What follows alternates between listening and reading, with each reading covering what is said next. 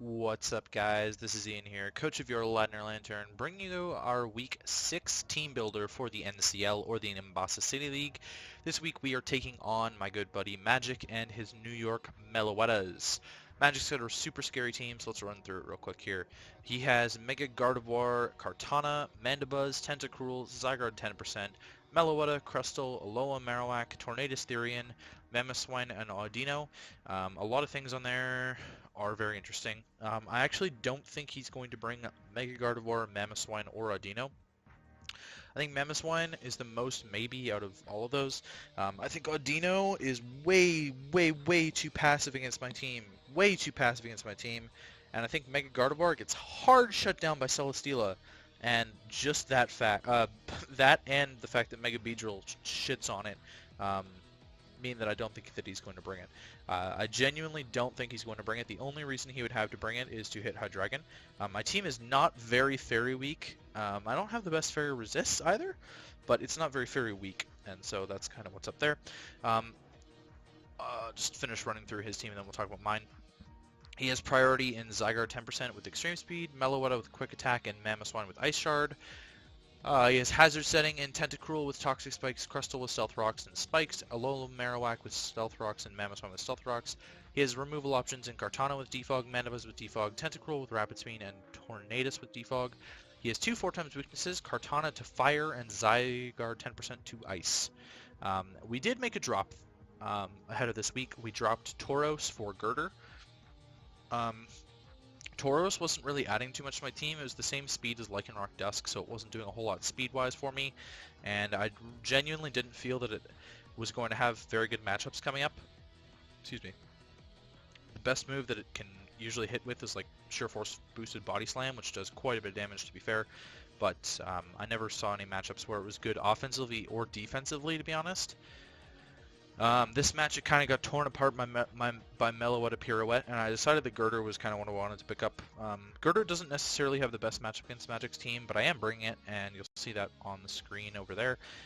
We'll talk about that in a second, in a wee little bit. Man. Anyways, first up is our Celesteela, or Apollo 13. Celesteela coming as a very specially defensive Celesteela. Very specially defensive Celesteela. I decided not to run with any specific defensive investment necessarily. I might change that in a bit, but I kind of just wanted as much special bulk as I could. This thing absolutely bodies Mega Gardevoir. We tank a Thunderbolt from that thing for days, and a Heavy Slam OHKOs it unless he's max HP. And even then, I think it's still OHKOs it with no attack investment, as long as we're not a minus attack nature. We've got the Flamethrower on there for the Kartana. Heavy Slam hits his team really well, to be honest. It hits the Mamoswine super well. It hits the Zygarde. It 2 hit KOs Zygarde 10%. We can take one Bandit Thousand Arrows. The second one will be super effective, so we have to worry about that. I've got Leech Seed on there to get some recovery back on things. His only Leech Seed immunity is Kartana, and if he brings... what's the name? Liquid Ooze, Tentacruel, which I think he will, because it doesn't really make a whole ton of sense to run Rain Dish. Excuse me. If he runs Liquid Ooze, Tentacruel, then that will do damage to me with Leech Seed, although his health is still getting sapped. I do have the Toxic on there for things like Mandibuzz, for things like the Tornadus Therian, for things like the Alolan Marowak. I would imagine his switch in once he sees Flamethrower or Heavy Slam even is Alolan Marowak. He does have to be scared about the Earthquake. And if that's the case, then I think Mandibuzz is a solid switch in for him. I can Toxic the thing and Leech Seed it down. Yeah, that's kind of Celesteela's role this week, is a Mega Gardevoir check. And if Mega Gardevoir doesn't come, then Mega Gardevoir doesn't come. I don't know what to say. I can Toxic things with Celesteela. It's still a good Spidef wall for Meloetta Aria form.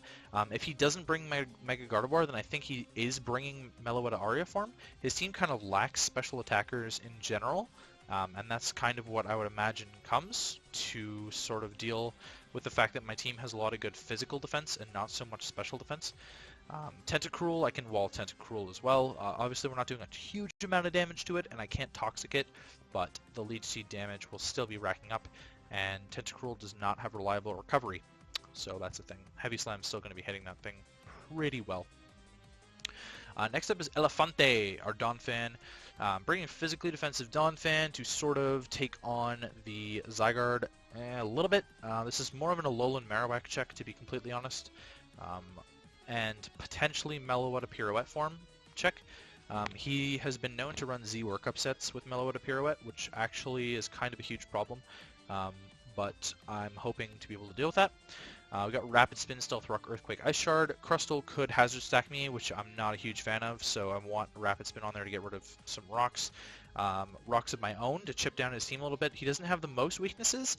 Meloetta, Alolan Marowak, and Tornadus are his rocks weaknesses, and he's got a Resist in Kartana. But it would be and Zydago. But it would be nice to get some chip damage off on some things for my sweepers to clean up later. Earthquake is there because it's really good stab. I think I can 2-hit KO the Crustle. I'm not entirely sure. No, sorry, I don't 2-hit KO the Crustle. I can't remember anymore. I don't know why he would switch in Tentacruel on this, but potentially. And I'm going to do a lot of damage to Kartana regardless because of base 120 attack is like pretty good. Zygarde 10%, we're doing a lot back to. Alolan Marowak, we're doing a lot to. Mamoswine, we're doing a lot to. I've got Ice Shard on there for some last-ditch priority if I need it, especially for the Zygarde 10%. It'd be nice to have Ice Shard on there if he's spamming 1,000 arrows on my team. That's kind of what that's there for. Max HP, Max Defense, Impish lets us tank 1,000 arrows really well. I kind of wanted as much defensive investment as I could. I did run a few calcs, and it turns out that this is kind of the most optimal set for me to run this week. No real reason for me to run more attack than that because I'm not getting any better rolls necessarily. That's kind of the idea with Donphan. So next up is Darmanitan, or Forceful. He's our choice Scarfer this week with Flare Blitz, Earthquake, U-Turn, and Superpower. Superpower is there for the Audino primarily. It's going to hit neutrally again. It's also there for the Mamoswine, I guess. Although even Thick Fat Mamoswine does not want to take a Flare Blitz. Darmanitan is kind of a beast, and Flare Blitz kind of destroys most of his team, bar Tentacruel, which is what I have Earthquake there for. I don't imagine that either of his flying types really want to take a couple Flare Blitzes for this. Oh, excuse me. Sorry about that. U-turns, again, it's there for good momentum. I love my momentum. Superpower, like I said, is there for the Audino. Running max attack with enough speed to outrun Meloetta Aria form. That's kind of what we're speed creeping there, is max speed Meloetta Aria, so we'll then, therefore, outspeed max speed Meloetta Aria Scarfed, which he could potentially bring. I think, yeah, maybe, if he brings it at all, I think it's Calm Mind. If he brings it at all, potentially. It kind of gets hard-bodied by Mega Beedrill. It gets absolutely destroyed by Mega Beedrill. Hydreigon does a lot to it as well. Like I don't really have a Ghost type on the team, so it's not immune to anything. And it just takes. I don't know. I'm not sure if he would bring Meloetta or not. He might bring it as like a late game sweeper. I've got a lot of priority options on the team too, so I'm not entirely sure what he wants to do with that, but we'll see. We'll see. He's been known to not bring Meloetta in the past. It is his favorite mon, so I would assume that he is going to bring it, but we'll see. Yeah, that's kind of Darm's role as a Scarfer, just sort of breaking for the late game sweepers as well. That's really key and really important, is that we break for the late game sweepers. Punch some holes, at least so that we can get up screens with our Lobotomy, or Uxie. Bring the light clay with Reflect and Light Screen. U-turn and Knockoff. Running Knockoff just to sort of get rid of some items, hopefully some recovery items would be the most ideal case. Getting rid of like Scarf or Band or something on something else would be lovely, even a Life Orb. Getting rid of some item would be lovely. Excuse me. U-turn for a soft switch into screen setup is kind of the goal there. Running max HP with a balanced defense and special defense. I decided that splitting the EVs was the best idea. I don't want to give myself a plus nature in attack necessarily, although I could have just run Adamant with equal amount of EVs in defense and special defense. This way I actually completely evened it out at 344, 344. So I'm tanky on both sides. That's kind of the goal here, is that we're extremely tanky on both sides. I don't really care what I'm setting up screens on at this point. It'd be nice to set them up on Kartana potentially, because he could lock himself into something else. This is basically my Sacred Sword switch in. I'm trying to keep it so that he can't lock himself into A, Leaf Blade, or B, Sacred Sword. Unfortunately against this team, well, no, he can't lock himself into Night Slash either, or slash knockoff. So the Kartana really, it has to have other things break for it to be able to lock itself into a move. Or it has to be an SDZ set, and I'm honestly a little bit less scared of an SDZ set than I am of a Scarf set, because Scarf can sort of just outrun my entire team completely. Yeah. So that's Yuki, sort of setting up screens for these next two mods. We got a Zoomerl, Secret Agent. Squeeze me. We're bringing a Z Belly Drum set with Aquajet, Play Rough, and Knockoff, very standard for the most part. Knockoff kind of bodies a lot of stuff. I needed a move to be able to hit the Tentacruel really well, and this was it. Aquajet, +6 Aquajet kind of tears through most teams, and it does in this case as well for the most part.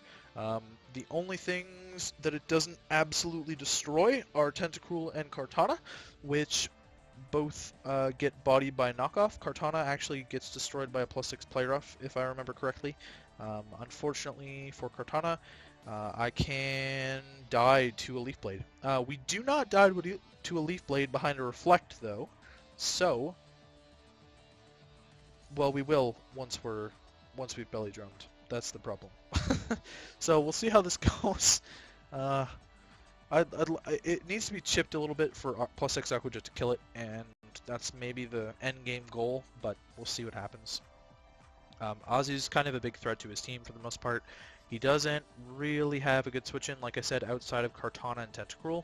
So even bringing it in early, and then he could be scared of like a banded liquidation or something, and getting a knockoff, getting rid of an item, getting chip damage on the Kartana, scouting to see if it's Z move could be also really good. He doesn't have the best fairy switch-ins.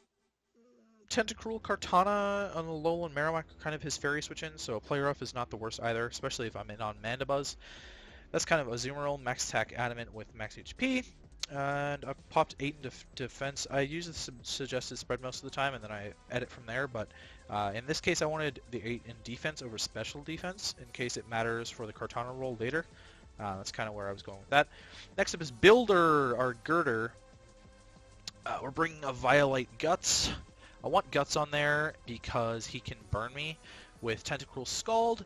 He can Toxic me with a variety of Pokemon, including Mandibuzz, which is what I would imagine he wants to do. He can paralyze me with a few things. Not a whole lot, actually, but Gardevoir gets T-Wave. I think Audino gets T-Wave. So I want the Guts boost. Iron Fist is solid too, but the Guts boost is kind of where it's at if I get status, and it doesn't really matter. The Iron Fist boost doesn't really matter this game, so yeah. Behind screens, this Girder set is an absolute terror for his team to deal with. I was kind of arguing with Austin and Jed about the usefulness of Girder in this match, and I actually ended up siding. With Jed and Austin on this one. In the end, their points were just much better than mine were. For the most part, that's kind of where we're at here. Yeah, we've got Bulk Up, Drain Punch, Knockoff, and Mach Punch. This is a really standard set of moves, I think, but the bulk up behind screens makes me even tankier on the physical side. Psyshock's not killing me at that point. He kind of has to run Psychic for it to be doing a whole lot, and even behind light screen I don't really care. I've got the knockoff there to hit the Tentacruel. Again, Tentacruel kind of walling my physical attackers in a way just because I don't have the coverage to kind of beat it well enough. So I'm running the knockoff there for that. Knockoff also hits the Alolan Marowak because I can't hit it with my fighting type moves because it's Ghost. Knockoff is... that's pretty much it actually, I'm not gonna lie. Mega Gardevoir too. It's kind of my way to hit the Mega Gardevoir, although I'm not staying in on Mega Gardevoir. That's why I have Silicila. Yeah, Drain Punch is really good recovery. This 2-hit KOs Zydogo. I've actually EV'd this to be able to 2-hit KO Kartana with no boosts. So that's kind of the goal, is that we're running Adamant 84 in attack to be able to 2-hit Kartana always with the Drain Punch. That's max HP Kartana we're 2-hit KOing always, so it's not really going to be that way for the most part. And then I pop the rest into defense because there's no point in me running Spadef when I'm just going to die to a Hyper Voice / Psychic anyways. But if I'm not, then then I'm in a really good spot. Yeah, so this Girder set and this Azumarill set can kind of clean up late game. I'm really keen on using Girder. I think Girder's a really cool mon. I've seen it used quite a few times, and I'm looking to get my hands on it and try it out. We've got it for about half the season. A little bit more than half the season, because this is the halfway point. Once we're finished this game, we're halfway done. And that's kind of cool, actually, too. So yeah, getting our hands on Girder will be really fun, and I'm hoping to show off a good match. At this point in the season, my conference is ridiculously hard right now. It's kind of Cade and Matt at the top, and then Magic, me, and TJ are fighting for the last 2 spots in the conference. It's a really competitive conference. No, sorry, Jed's in here too. Oh my god. Jed, Magic, TJ, and I are fighting for the last 2 spots, and I'm just sort of trying to have fun with the team that I drafted. It's a very different team than what I think I would normally draft. It's lacking quite a bit of bulk. It's also lacking quite a bit of setup for the most part, and it has a lot of momentum, like a ridiculous amount of momentum. But that's kind of what we're playing around with, and yeah. So I'm done talking for now, and I will catch you guys for the match.